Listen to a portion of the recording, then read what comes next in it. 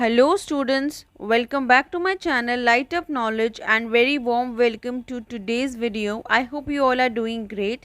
In today's video we will cover interrogative sentences. This topic, interrogative sentences, will be divided into two parts. In today's video, that is in part 1, we'll discuss the meaning, functions and uses of the same. All these videos are under the playlist of sentences in English language. Now let's get started. What are interrogative sentences? Interrogative sentences are classified as questions that inquire about something and necessitates a question mark at the end of it. So, the sentences which makes an inquiry, which interrogates, are known as interrogative sentences, and therefore the punctuation is always a question mark, that is, you put a question mark at the end of the sentences. For example, how are you, where are you, what are you doing? All these sentences basically are used in everyday speech to inquire about something or the other. Similarly, the next sentence is, what kind of stories do you like? So here we are using it to show interest in someone. So therefore interrogative sentences inquire, they interrogate. Now let us understand the functions and the uses of interrogative sentences. Interrogative sentences are used to express interest. They are used to express interest, curiosity in someone, and for expressing the same, you can put questions like, how's everything going? The next is, what are you working on? The next sentence is, can you tell me more about this topic? So all these questions are expressing interest in someone. When you are talking to someone, you are expressing your curiosity, something that you want to know from a person. Okay, so you are expressing interest in the habits, in the interest, in the routine of a person, etc. To gain clarification. It happens quite a time in a class if a student does not understand a topic, so he tries to gain clarification from the teacher. He wants to be self-assured of the topic learned, right? We all want to be.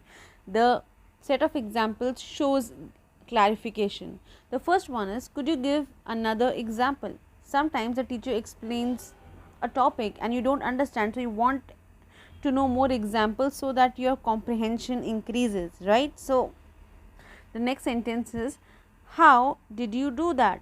How did you do that? So you want the other person to explain the process in order that you may gain a clarification of the topic or the process or whatever is the case.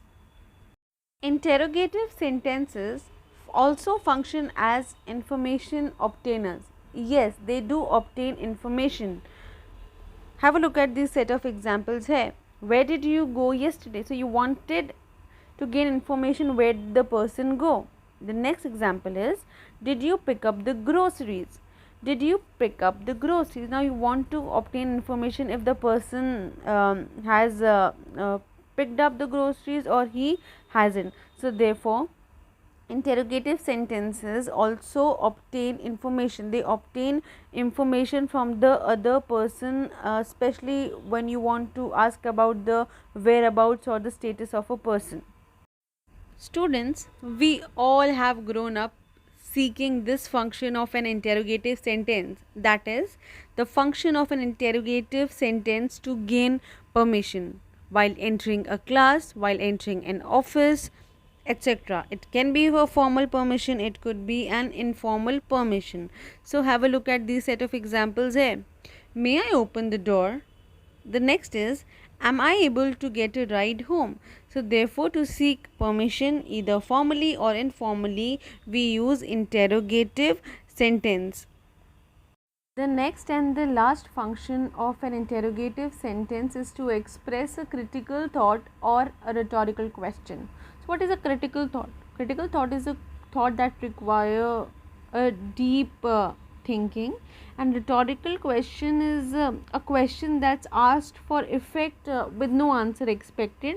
So the answer may be immediately provided by the questioner, or it could be obvious. So therefore they express these two functions. Have a look at these set of examples here.